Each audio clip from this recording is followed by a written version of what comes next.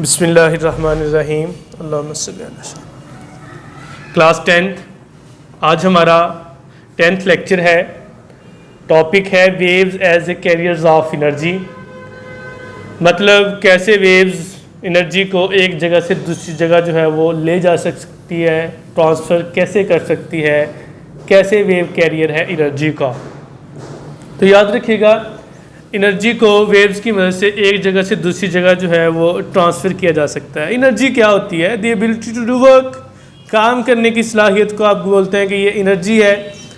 तो energy waves की मदद से ट्रांसफ़र की जा सकती है, और एनर्जी को वेव्स की मदद से मीडियम के अंदर भी एक जगह से दूसरी जगह जो है वो ट्रांसफ़र किया जा सकता है। और एनर्जी को एक जगह से दूसरी जगह वैसे भी हम ट्रांसफ़र कर सकते हैं by any means. For example, मिसाल के तौर पे मैं मिसाल समझाता हूँ। मैंने डायग्राम समझाना चाहिए आपको। ये डायग्राम मैं बना दी है, मेरी बात गौर से सुन लें, आपको समझ आ जाएगी कि वेव कैसे कैरियर्स ऑफ एनर्जी है। देखिए, फ़र्ज़ कर लें ये आपके पास एक स्ट्रिंग है, ये आपके पास मैंने स्ट्रिंग बना दी, और स्ट्रिंग के ये जो मैंने ब्लैक स्पॉट या ब्लैक दायरे सर्कल लगाए हैं, मैंने ये समझ लें कि स्ट्रिंग के पार्टिकल हैं। स्ट्रिंग एक मीडियम है और ये मीडियम के पार्टिकल्स हैं। ये जो मैंने डॉट लगाया हुआ है, ये क्या है? मीडियम के पार्टिकल्स। अब देखें, अभी इनिशियली स्ट्रिंग रेस्ट पे है, मतलब का बात करने का ये है कि अभी इसके ऊपर कोई फोर्स एक्ट नहीं कर रही। अब ऐसा करें कि आप अपने हाथ के साथ इस स्ट्रिंग को शेक करें, इस स्ट्रिंग को हिलाएं, अप एंड डाउन इसको जो है वो मूव करें।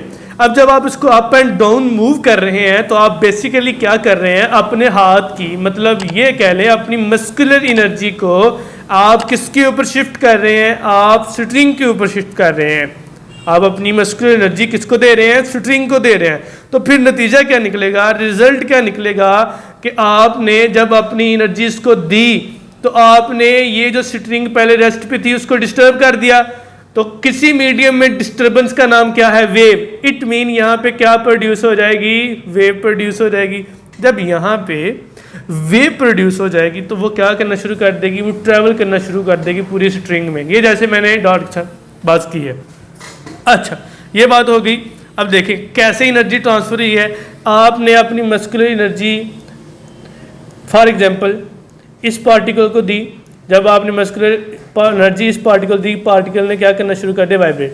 जब वाइब्रेट कर रहा है तो वो अपनी ये वाला particle of the medium of string, वो अपनी मस्कुलर या उसको जो आपने एनर्जी प्रोवाइड की है वो आगे ट्रांसफ़र कर रहा है दूसरे को, दूसरा आगे ट्रांसफ़र कर रहा है तीसरे को, तीसरा चौथे को, चौथा पाँचवें को, अप टू सो ऑन। और इस तरह ये एनर्जी एक जगह से दूसरी जगह in the form of waves क्या हो रही है? ट्रांसफ़र हो रही है, और थ्रू आउट द एंड वो चलती जाएगी। गौर से देखें कि आपने क्या किया। अपने हाथ की जो मस्कुलर एनर्जी थी वो आपने स्ट्रिंग को दी ताकि उसको आप शेक कर सकें। वहाँ डिस्टर्बेंस क्रिएट होगी। जब वहाँ डिस्टर्बेंस क्रिएट होगी है तो मीडियम के पार्टिकल ने क्या करना शुरू कर दिया है? अपनी एनर्जी को दूसरे पार्टिकल्स को देना शुरू कर दिया। आपने अगर एनर्जी इस पार्टिकल को ट्रांसफ़र की है, इसने आगे ट्रांसफ़र कर दी, और उसके साथ वाला जो था उसको इसने एनर्जी ट्रांसफ़र कर दी, इसने अपने आगे एडजेसेंट पार्टिकल को ट्रांसफ़र कर दी।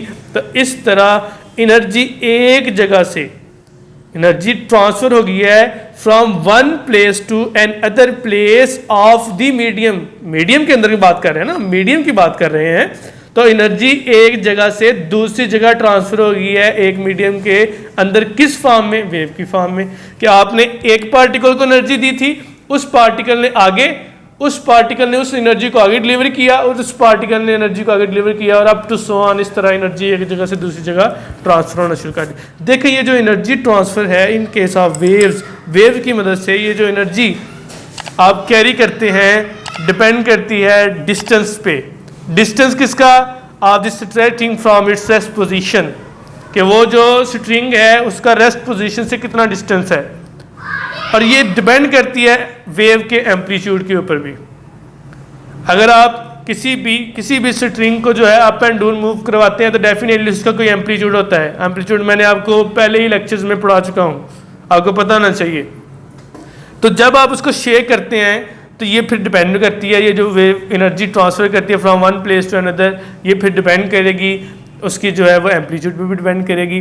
और इसके अलावा अगर आप किसी भी स्ट्रिंग को शेक करते हैं बहुत ज़्यादा स्पीड से, तो उसकी डेफिनेटली फिर फ्रीक्वेंसी भी आ जाती है, और फ्रीक्वेंसी जो है उसके लिहाज से फिर एनर्जी डिफरेंट हो जाएगी। एनर्जी जो है वो पर सेकंड के लिहाज से हो जाएगी, तो वो भी आगे फॉरवर्ड मूव करेगी।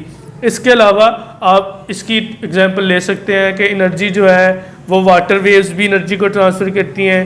आप वाटर वेव्स ले लें या आप पानी ले लें, पानी के अंदर आप कोई चीज़ जो है वो डिप करें, आप उसको फेंकें पानी के अंदर, अगर वो वेव क्रिएट हो गई हैं तो आगे एक कॉर्क रख लें, कॉर्क या एक प्लास्टिक का ग्लास रख लें छोटा सा। तो जब आप देखेंगे कि आपने वो कोई चीज़ फेंकी है उसके अंदर, तो वो क्या कर रहा है कि उसने वेव्स डिस्टर्बेंस क्रिएट कर दिया मीडियम के अंदर, तो वो लहरें चलती जाएंगी, वो लहरें इस तरह मूव करेंगी। जब वो लहरें इस तरह मूव करेंगी तो आप देखेंगे जब वो कार के करीब पहुंचेगी तो उसको अप एंड डाउन मूव करवाएगी। इट मीन कि उसने वेव ने क्या किया हुआ, एनर्जी कैरी करके ला रही है और कार को अप एंड डाउन मूव करवा के आगे मूव कर रही है फॉरवर्ड। तो इस तरह वेव्स कैरियर ऑफ एनर्जी होता है। नेक्स्ट हमारा आर्टिकल है relation between velocity and frequency and wavelength. देखें तवज्जो करें, गौर से बात सुने, याद रखिएगा मेरी बात कि जब वेव एक जगह से दूसरी जगह ट्रैवल कर रही होती है तो डेफिनेटली जब हम बात करते हैं ट्रैवलिंग की, तो वेव की कोई ना कोई डेफिनेट वेलोसिटी होगी। जब वेव मूव कर रही है from one place to another place, तो वो मूव कर रही है तो वो किसी वेलोसिटी से मूव कर रही होगी। अगर वो किसी एक जगह से दूसरी जगह जा रही है तो वो कोई ना कोई डिस्टेंस भी कवर कर रही होगी वेव, और एक जगह से दूसरी जगह ट्रांसफ़र होने तक वो कोई ना कोई टाइम भी लेगी। तो इस सब का रिलेशन आज हमने बनाना है, relation between velocity, frequency and wavelength. तो जब कोई भी वेव ट्रैवल कर रही होती है तो उसकी कोई ना कोई वेलोसिटी होती है, और आपको पता है आपने सेकंड चैप्टर के अंदर 9th क्लास में आपने पढ़ा था वेलोसिटी इक्वल होती है डिस्टेंस ओवर टाइम, और velocity v is equal to d over t। d is the distance, t is the time. अब ये जो टाइम है, ये टाइम कितना होगा, उस वेव के टाइम पीरियड के इक्वल होगा, और इसको आप कैपिटल T से रिप्रेजेंट करेंगे। टाइम कौन सा है कि वो जो टाइम उस वेव ने लिया है एक पॉइंट से दूसरे पॉइंट जाने तक, ये वेव इस पॉइंट से दूसरे पॉइंट तक जाने के लिए जितना टाइम लेगी, इस पॉइंट से दूसरे पॉइंट तक जाने के लिए वेव जितना टाइम लेगी वो उसका टाइम पीरियड होगा, और वो जो डिस्टेंस कवर करेगी उसको हमने इक्वल लिख लेना है वेवलेंथ के।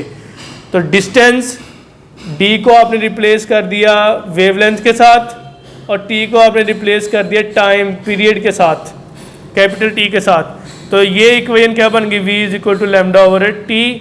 हमें पता है time period is the reciprocal of the frequency, ठीक है, दोनों या वाइस वर्सा कर लें, दोनों एक दूसरे का रेसिप्रोकल होते हैं। तो हमने इसकी जगह पे v is equal to lambda over time period किसके इक्वल आ गया, तो जैसे बात सुन लें, टाइम पीरियड किसके इक्वल आ गया 1 ओवर f के। तो हमने ये जो t लिखा है इसकी जगह पे आपने क्या कर लेना है, आपने 1 ओवर f लिख लेना है। जब 1 ओवर f आ गया तो ये इसके नीचे डिवाइड हो रहा है, जब ये ऊपर जाएगा तो ये क्या हो जाएगा मल्टीप्लाई। तो इससे कौन सी इक्वेशन बन जाएगी, that is the relation between velocity, frequency and wavelength, velocity, frequency and wavelength. तो ये इक्वेशन जो है वो ट्रू है फॉर बोथ केसेस, दोनों केसेस के लिए, लॉन्गिट्यूडनल वेव्स के लिए भी और ट्रांसवर्स वेव्स के लिए भी ये इक्वेशन ट्रू होगी। तो ये आज का आपका आर्टिकल था, इसको अच्छे तरीके तैयार कीजिएगा, प्रिपेयर कीजिएगा, आपको इंशाल्लाह बात की समझ आ जाएगी, और इसको आपने लिखना भी है। वस्सलाम वालेकुम।